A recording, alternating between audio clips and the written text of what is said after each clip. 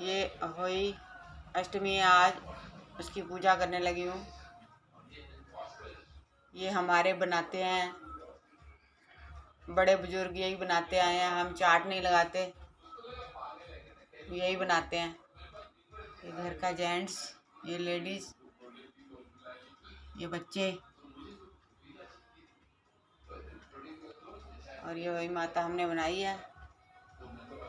और ये जल का लोटा है, फल है, मूली रखते हैं और गन्ने भी रखते हैं। ये 2 गन्ने लगाए हैं मैंने। ये तुलसी माता भी यहीं रखी हुई है, बाहर पाला लग जाता है। सर्दियों में तुलसी माता को बचा के रखना चाहिए ठंड से, नहीं तो सूख जाती है। ये प्रसाद बनाया हमने। अब मैं होई की कथा करूँगी और फिर आपको सुनाऊंगी। जय माता दी, बोलो होई माता की जय। जय माता दी भक्तों। तो आज कार्तिक मास की अष्टमी है और इस दिन को अहोई अष्टमी के नाम से भी जाना जाता है। तो आज का दिन जो है अहोई माता के व्रत का और पूजन का दिन होता है। यह जो व्रत है यह संतान प्राप्ति के लिए किया जाता है और माँ अहोई का पूजन किया जाता है। जिस प्रकार करवा चौथ का और माता महालक्ष्मी का व्रत होता है, उसी प्रकार यह भी व्रत होता है, लेकिन इसकी पूजा जो है शाम को की जाती है। संध्या काल के समय अहोई माता का पूजन किया जाता है और घर में जो संतान है वो हमारे जो नियम है उस अनुसार घर की संतान जो है वो दरवाज़ों की कुंडियों को खड़काती हैं और अपनी होने की उपस्थिति का एहसास करवाती हैं। और जो माता है जो पूजन कर रही है वो उन बच्चों को बुलाती है और उन्हें प्रसाद स्वरूप जो भी बनाया होता है वो देती हैं। तो प्रसाद में क्या बनता है, छोटे छोटे से चीले बना लेते हैं आटे के और साथ में हलवा बनता है। तो ये मेन प्रसाद होता है। जब बच्चे कुंडी खड़का के आते हैं तो माता उनको आवाज़ लगा के बुलाती है और उन्हें ये प्रसाद देती है। तो भक्तों, पहले मैं आपको कथा सुनाऊंगी और फिर मैं आपको बताऊंगी कि माता अपने बच्चों को किस प्रकार से पुकारती है और बच्चे कुंडी खड़का के आते हैं और प्रसाद ग्रहण करते हैं। तो वही माता की जो कथा है यह कार्तिक मास की अष्टमी को की जाती है। दीपावली से ठीक 8 दिन पहले यह वार पड़ता है। इस व्रत को वह स्त्रियां करती हैं जिनके संतान होती है। बच्चों की माँ दिन भर व्रत रख सायंकाल को अष्टकोष्ठक की अहोई की पुतली रंग भर के बनाती हैं। उसी पुतली के पास बच्चों के चित्र बनाकर और अपना ये कथा करती हैं। तो जिस प्रकार से हम और पूजन करते हैं और सब कथाएं करते हैं, व्रत करते हैं, उसी प्रकार यह भी एक पूजन और व्रत है जो हम अपना एक चौकी सजा के उस पर स्वच्छ कपड़ा बिछा के उस पर जल का लोटा, प्रसाद और अहोई माता का जो चित्र है वो बनाते हैं और घर के जितने सदस्य होते हैं उनके चित्र बनाकर दीवार पे लगाते हैं और ये कथा करते हैं। तो पूजा के लिए चांदी की अहोई बनवाए, उसमें चांदी के 2 मानिक डलवाएं जिन्हें दाने या मोती भी कहते हैं। जिस प्रकार हम पेंडल लगा होता है उसी प्रकार अहोई में दाने डलवाएं। जैसे कोई ताबीज़ की तरह पहनते हैं कई बच्चे, तो उनको हम पहना सकते हैं ये ताबीज़ की तरह से। लेकिन जो सिंपल जो होता है पूजा की विधि सिंपल तरीके से की जाती है हमारे में। मतलब जैसे मैंने बताया, चौकी पे कपड़ा बिछा के और चित्र लगा के दीवार पे और प्रसाद बना के बच्चों के साथ ये पूजा की जाती है। तो ये जो व्रत की कथा है वो इस प्रकार से है। ये जिस प्रकार सौभाग्यवती स्त्री के पुत्र हुआ या पुत्र का विवाह हुआ, उस स्त्री को एक माता का उज्जमन करना चाहिए। उस दिन एक थाली में 7 जगह 4-4 पूड़ियों पर थोड़ा थोड़ा हलवा रखें और उसके साथ साड़ी, ब्लाउज और श्रद्धानुसार रुपये रखकर थाली के चारों तरफ हाथ फेरकर श्रद्धा और सम्मान के साथ सासू को पाँव पड़कर उन्हें दे दें। सासू जी तिल और रुपये अपने पास रख लें और बाकी हलवा और पूड़ियों को बांट दें। इसे ही बायना कहते हैं। यह बायना बहन बेटी के यहाँ भी भिजवा दें, यह अति आवश्यक होता है। तो जिस प्रकार से हम करवा चौथ का बेया अपनी बड़ों को देते हैं, सास ससुर को देते हैं, उसी प्रकार इसका भी बेया होता है। कईयों में इनका बेया होता है, हमारे में नहीं होता। हमारे में सिर्फ पूजन होता है और जो बेया होता है वो बड़े लोगों को दे देते हैं। तो इसकी जो कथा है वो इस प्रकार से है। प्राचीन काल में किसी नगर में एक साहूकार रहता था। उसके 7 लड़के थे।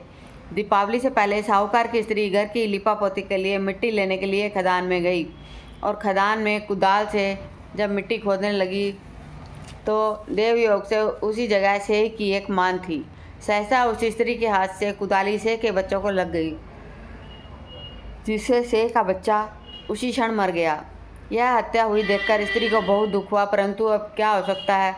वह स्त्री पश्चाताप करती हुई अपने घर आ गई। कुछ दिनों के बाद उस स्त्री का लड़का मर गया, फिर दूसरा, तीसरा, अर्थात 1 वर्ष में उसके 7 लड़के मर गए।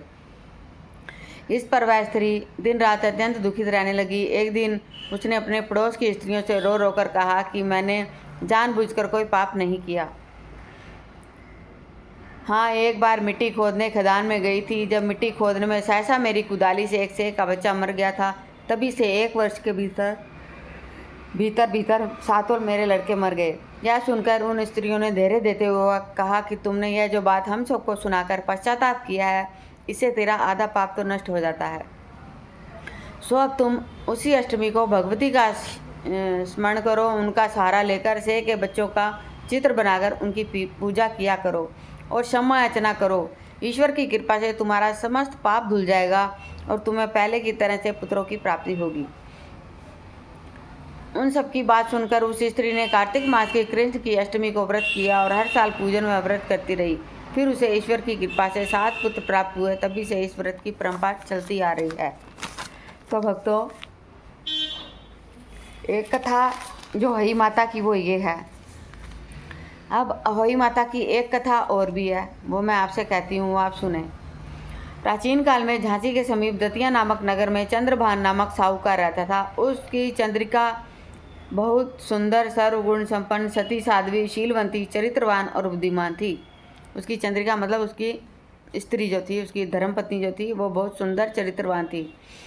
उसके कई पुत्र और पुत्रियां थी, परंतु वह सब बाल अवस्था में ही मृत्यु को प्राप्त हो गए।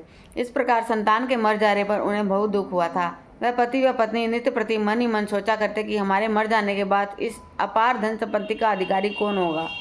एक दिन दोनों ने निश्चय किया कि इस अचल धन संपत्ति को त्याग कर कहीं चला जाए और वन में जाकर ही भजन किया जाए।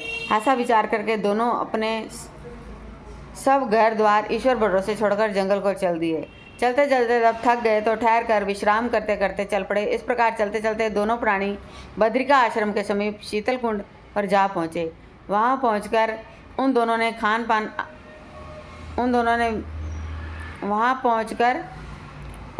खान पान आदि सब त्याग दिया और निराहार अपने प्राणों को त्याग देने का निश्चय किया। इसी तरह बिना आहार और जल के 7 दिन व्यतीत हो गए। तब 7वें दिन आकाशवाणी हुई कि तुम दोनों प्राणी अपने प्राण मत त्यागो। यह सब दुख तुम्हारे पूर्व पापों से भोगना पड़ रहा है। पूर्वार्थ के कारण तुम्हें दुख भोगना पड़ रहा है। तुम अपनी स्त्री से अहोई आठे जो कार्तिक मास के कृष्ण पक्ष में आती है, उस दिन यह व्रत पूजन करवाओ। तब अहोई नामक देवी प्रसन्न होकर तुम्हें साक्षात दर्शन देगी। तब तुम अपने पुत्रों की दीर्घायु मांग लेना और व्रत के दिन तुम रात्रि को राधा कुंड में स्नान करना। तत्पश्चात इस आकाशवाणी के अनुसार चंद्रभान की इस स्त्री चंद्रिका ने बड़ी श्रद्धा और स्वच्छ भावना से विधि विधान से अहोई आठे का व्रत किया। तो मित्रों, ये थी अहोई माता की कथा। कथाएं तो और भी बहुत सी हैं, लेकिन शॉर्ट एंड स्वीट जो है वो सार यही है कि अहोई माता का विधि पूर्वक पूजन कीजिए और अपने बच्चों की लंबी आयु के लिए उनसे आशीष लीजिए। तो जो हम प्रसाद बनाते हैं वो शाम के समय जब पूजा करते हैं, अहोई माता को भोग लगाते हैं, उसके पश्चात हम अपने बच्चों को बुलाते हैं। तो घर में जितनी भी संतानें होती हैं वो सब दरवाज़ों पे खड़ी होती हैं और वो कुंडी खड़काती हैं दरवाज़ों की, और माता जो है वो उनको पुकारती है। तो किस प्रकार पुकारती है, क्या बोलती है, वो मैं आपको बताती हूँ।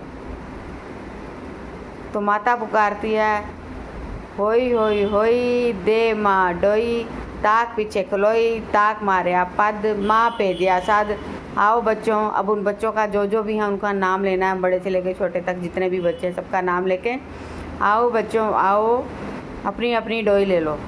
तो ऐसे करके 3 बारी उनको हम बुलाते हैं और 3 बारी बच्चे कुंडी खड़का के माता से वो अपने नाम से वो प्रसाद लेते हैं और ग्रहण करते हैं। इसके पश्चात हम उस प्रसाद को हम सब ग्रहण करते हैं और जो पूजा में सामग्री रखी होती है वो सुबह आप किसी को भी भिक्षुक को, किसी भी गरीब को आप दे सकते हैं।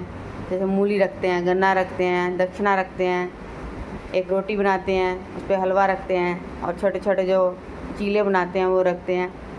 तो ये सब प्रसाद होता है। जल का लोटा होता है, तो वो सब जल जो है अगले दिन सुबह हम किसी भी पौधे में डाल सकते हैं, तुलसी माता को छोड़कर। तो इस प्रकार से हम वही माता की कथा करते हैं और माता से अपने बच्चों की दीर्घायु, अच्छे स्वास्थ्य और बुद्धि की, रिद्धि की, सिद्धि की, समृद्धि की कामना करते हैं। तो इसी के साथ मेरी ये कथा समाप्त होती है। बोलिए वही माता की जय। जय माता दी भक्तों।